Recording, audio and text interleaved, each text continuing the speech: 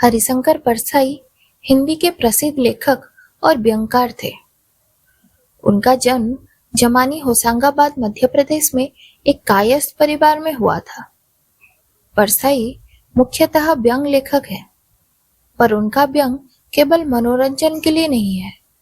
उन्होंने अपने व्यंग के द्वारा बार बार पाठकों का ध्यान व्यक्ति और समाज की उन कमजोरियों की ओर आकृष्ट किया है जो हमारे जीवन को दुभर बनाती है। उन्होंने सामाजिक और राजनीतिक जीवन में व्याप्त भ्रष्टाचार एवं शोषण का करारा व्यंग किया है, जो हिंदी व्यंग साहित्य में अनूठा है। परसाई जी अपने लेखन को एक सामाजिक कर्म के रूप में परिभाषित करते हैं। उनकी मान्यता है कि सामाजिक अनुभव के बिना सच्चा और वास्तविक साहित्य लिखा ही नहीं जा सकता। सृजन कथायन इस हफ्ते प्रस्तुत करता है हरिशंकर परसाई जी की एक व्यंग, बस की यात्रा। हम 5 मित्रों ने तय किया कि शाम की 4 बजे की बस से चलेंगे। पन्ना से इस कंपनी की बस सतना के लिए घंटे भर बाद मिलती है, जो जबलपुर की ट्रेन से मिला देती है। सुबह घर पहुंच जाएंगे। हम में से 2 को सुबह काम पर जाना था, इसलिए वापसी का यही रास्ता अपनाना जरूरी था। लोगों ने सलाह दी कि समझदार आदमी शाम वाले बस से सफर नहीं करता है। क्यों? रास्ते में कोई डाकू मिलता है? नहीं, बस डाकिन है। बस को देखा तो श्रद्धा उमड़ पड़ी। खूब वयोवृद्ध थी, सदियों के अनुभव के निशान लिए हुए थी। लोग इसीलिए इससे सफर करना नहीं चाहते थे कि वृद्धावस्था में इसे कष्ट होगा। ये बस पूजा के योग्य थी, उस पर सवार कैसे हुआ जा सकता है? बस कंपनी के एक हिस्सेदार भी उस बस से जा रहे थे। हमने उनसे पूछा, ये बस चलती भी है? वो बोले, चलती है जी, क्यों नहीं चलेगी, अभी चलेगी। हमने कहा, वही तो हम देखना चाहते हैं, ये बस अपने आप चलती है? हाँ जी, और कैसे चलेगी? गजब हो गया, ऐसी बस अपने आप चलती है। हम आगा पीछा करने लगे। डॉक्टर मित्र ने कहा, डरो मत, चलो, बस अनुभवी है, नई नवेली बसों से ज्यादा विश्वसनीय है, हमें बेटों की तरह प्यार से गोद में लेकर चलेगी। हम बैठ गए। जो छोड़ने आए थे वे इस तरह देख रहे थे जैसे अंतिम विदा दे रहे हैं। उनकी आंखें कह रही थी, आना जाना तो लगा ही रहता है, आया है सो जाएगा, राजा रंग फकीर। आदमी को कुछ करने के लिए एक निमित्त चाहिए। इंजन सचमुच स्टार्ट हो गया, ऐसा जैसे सारी बस ही इंजन है और हम इंजन के भीतर बैठे हैं। कांच बहुत कम बचे थे और जो बचे थे उनसे हमें बचना था। हम फौरन खिड़की से दूर सरक गए। इंजन चल रहा था। हमें लग रहा था कि हमारी सीट के नीचे इंजन है। बस सचमुच चल पड़ी और हमें लगा कि ये गांधी जी के असहयोग और सविनय अवज्ञा आंदोलन के वक्त अवश्य जवान रही होगी। उसे ट्रेनिंग मिल चुकी थी। हर हिस्सा दूसरे हिस्से से असहयोग कर रहा था। पूरी बस सविनय अवज्ञा आंदोलन के दौर से गुजर रही थी। सीट का बाड़ी से असहयोग चल रहा था। कभी लगता सीट बाड़ी को छोड़कर निकल जाएगी, कभी लगता कि सीट को छोड़कर बाड़ी आगे निकल जाएगी। 8-10 मील चलने पर सारे भेदभाव मिट गए।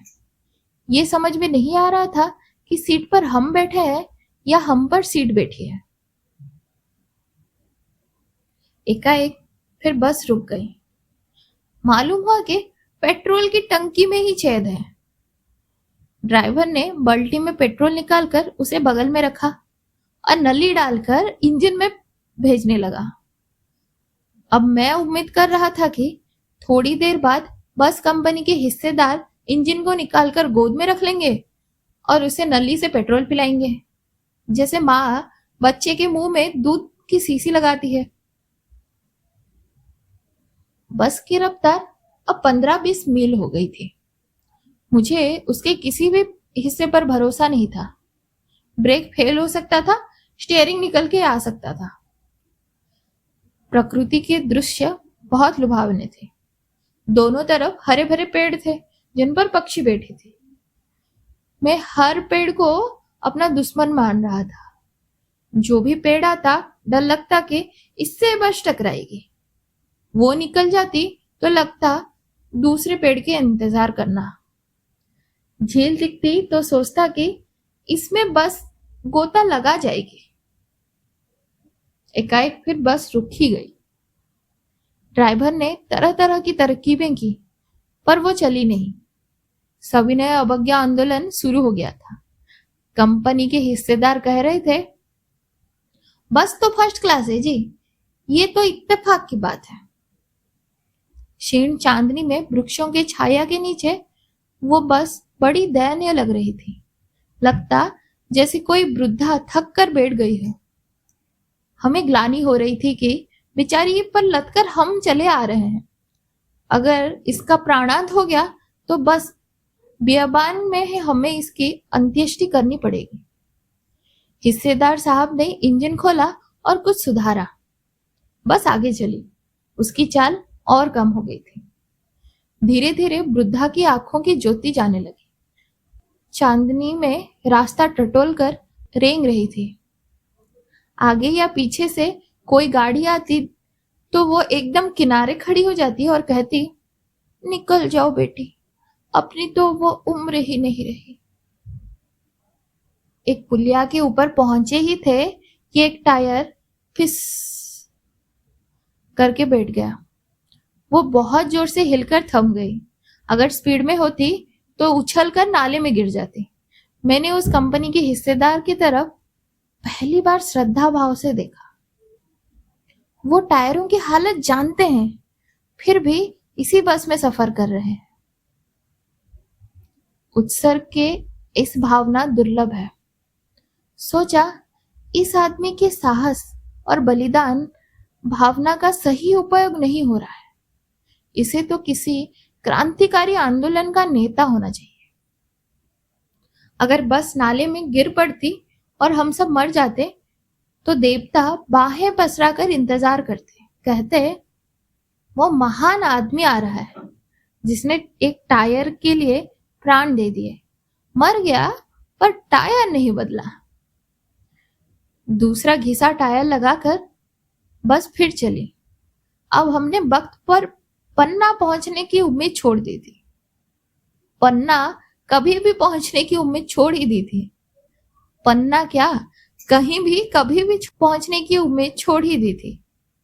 लगता था जिंदगी इस बस में गुजारनी है और इससे सीधा उस लोक को प्रयाण कर जाना है। इस पृथ्वी पर उसकी कोई मंजिल नहीं है। हमारी बेताबी तनाव खत्म हो गई। हम बड़े इत्मीनान से घर की तरह बैठ गए।